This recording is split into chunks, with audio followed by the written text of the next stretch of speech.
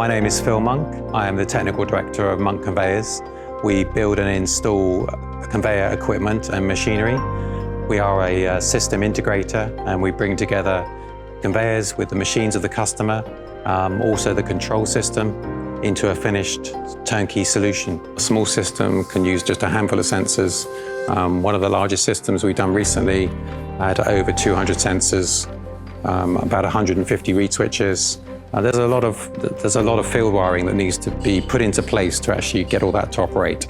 We use IFM for I/O link, for sensors and reed switches for our actuators.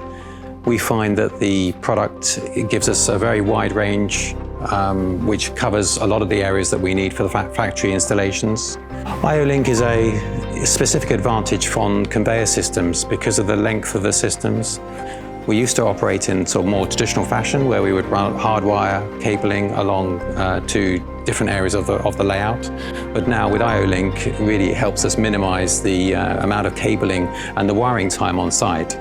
It also gives our PLC engineer and software engineers much more visibility of what is going on the system. And they can remotely dial in and access and understand what's happening in different areas of the system.